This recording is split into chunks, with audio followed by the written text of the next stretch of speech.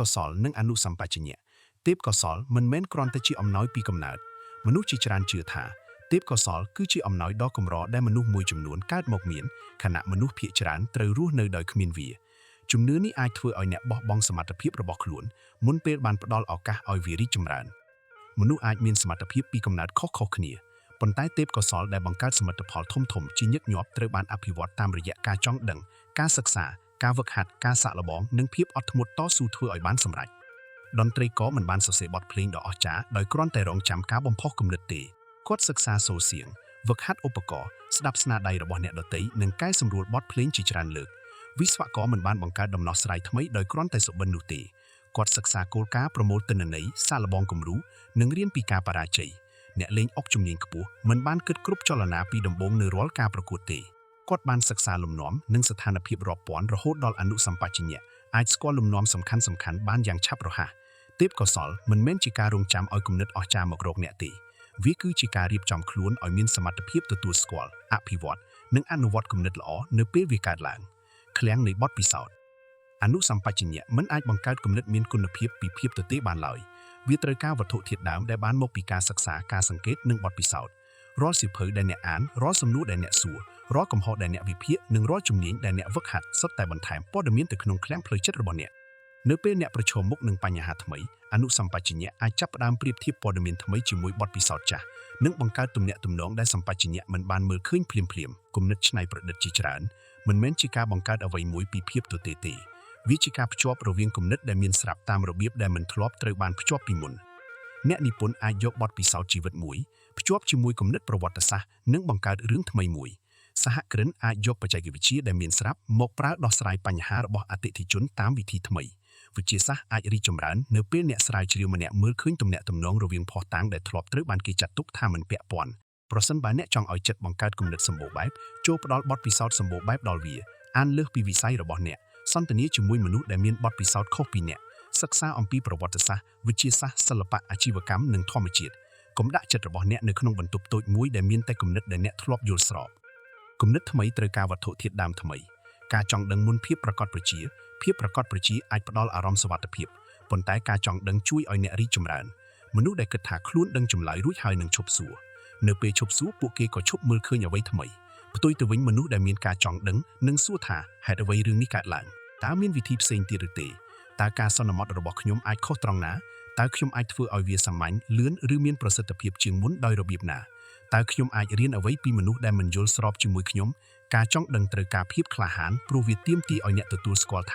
ាខ្លួនមិនទាន់ដឹងអ្វីទាំងអស់ការនិយាយថាខ្ញុំមិនដឹងមិនមែនជាភាពទន់ខ្សោយទេវាជាចំណុចចាប់ផ្ដើមនៃការរៀនសូត្រពិតប្រាកដកុំប្រញាប់ការពារគំនិតរបស់ខ្លួនចូលសាកល្បងវាកុំស្វែងរកតែព័ត៌មានដែលបញ្ជាក់ថាអ្នកត្រឹមត្រូវចូលស្វែងរកព័ត៌មានដែលអាចបង្ហាញថាអ្នកកំពុងយល់ខុសទេពកោសល្យមិនមែនជាសមត្ថភាពក្នុងការត្រឹមត្រូវគ្រប់ពេលទេវាជាសមត្ថភាពក្នុងការរកឃើញកំហុសកែប្រែគំនិតនិងរៀនបានលឿនដំណាក់កាលទុំគំនិតនិងការយល់ឃើញថ្មីពេលខ្លះអ្នកអាចខិតខំដោះស្រាយបញ្ហាមួយអស់រយៈពេលយូរប៉ុន្តែមិនឃើញចម្លើយបន្ទាប់ពីដើរលំហែហាត់ប្រាណធ្វើការងារផ្សេងឬគេងមួយយប់ដំណោះស្រាយអាចលេចឡើងភ្លាមនេះមិនមានន័យថាចម្លើយកើតឡើងដោយវេទមន្តទេវាបង្ហាញថាចិត្តត្រូវការពេលរៀបចំព័ត៌មានដែលអ្នកបានប្រមូលសម្បជញ្ញៈរបស់អ្នកប្រមូលព័ត៌មានកំណត់បញ្ហានិងព្យាយាមបង្កើតដំណោះស្រាយអនុសម្បជញ្ញៈអាចបន្តរៀបចំបទពិសោធន៍ស្គាល់លំនាំនិងបង្កើតទំនាក់ទំនងថ្មីនៅពេលអ្នកមិនកំពុងផ្ដោតលើបញ្ហាដោយផ្ទាល់ដើម្បីប្រើដំណើរការនេះប្រកបដោយប្រសិទ្ធភាព 1. កំណត់បញ្ហាឲ្យបានច្បាស់ 2. ប្រមូលព័ត៌មានមានគុណភាព 3. ធ្វើការលើវាដោយផ្ដោតអារម្មណ៍ 4. សរសេរគំនិតដែលមានស្រាប់ 5. ដកខ្លួនចេញមួយរយៈ 6. ត្រឡប់មកវិញដោយចិត្តស្រស់ថ្លា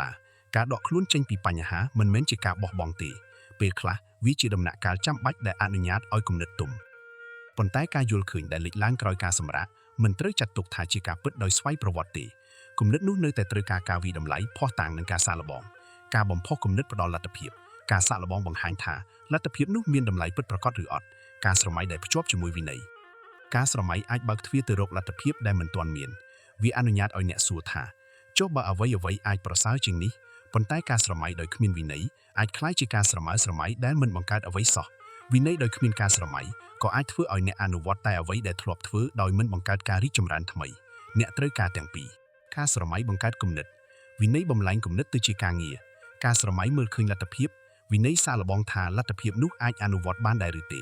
ការស្រមៃចង់បានលទ្ធផលល្អឥតខ្ចោះវិន័យកែលម្អសេចក្តីព្រាងដែលមិនទាន់ល្អរហូតដល់វាមានគុណភាពអ្នកនិពន្ធដែលមានគំនិតអស្ចារ្យប៉ុន្តែមិនសរសេរមិនអាចបង្កើតសៀវភៅបានទេ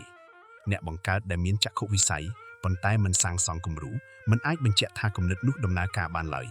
គម្រោងចាំឲ្យគំនិតរបស់អ្នកល្អឥតខ្ចោះមុនពេលចាប់ផ្ដើមចូលបង្កើតសេចក្តីព្រាងដំបូងសាកល្បងវាទទួលយកមតិយោបល់និងកែលម្អបន្តិចម្ដងក៏ទៅមុនទេពកោសល្យជាច្រើនត្រូវបានបង្ហាញមិនមែនក្នុងគំនិតដំបូងទេប៉ុន្តែក្នុងសមត្ថភាពកែសម្រួលគំនិតនោះជាប់លាប់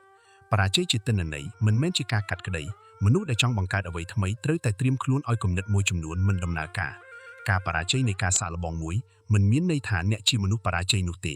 វាគ្រាន់តែបង្ហាញថាវិធីសាស្ត្រនោះមិនបានផ្ដល់លទ្ធផលដែលរំពឹងទុកក្រោមលក្ខខណ្ឌនោះចូលសួរថាតើខ្ញុំបានសន្មតខុសត្រង់ណាតើទិន្នន័យបង្ហាញអ្វីតើផ្នែកណាដំណើរការល្អតើខ្ញុំត្រូវដកចេញបន្ថែមឬកែប្រែអ្វីតើការសាកល្បងបន្ទាប់គួរតែតូចនិងច្បាស់ជាងមុនដោយរបៀបណានៅពេលអ្នកយកកំហុសធ្វើជាទិន្នន័យអ្នកនឹងរៀននៅពេលអ្នកយកកំហុសធ្វើជាភស្តុតាងថាខ្លួនគ្មានសមត្ថភាពអ្នកនឹងឈប់ការរីកចម្រើនត្រូវការភាពអត់ធ្មត់ក្នុងការសាកល្បងនិងភាពស្មោះត្រង់ក្នុងការវាស់លទ្ធផលអ្នកមិនត្រូវការគំនិតដែលត្រឹមត្រូវគ្រប់លើកទេ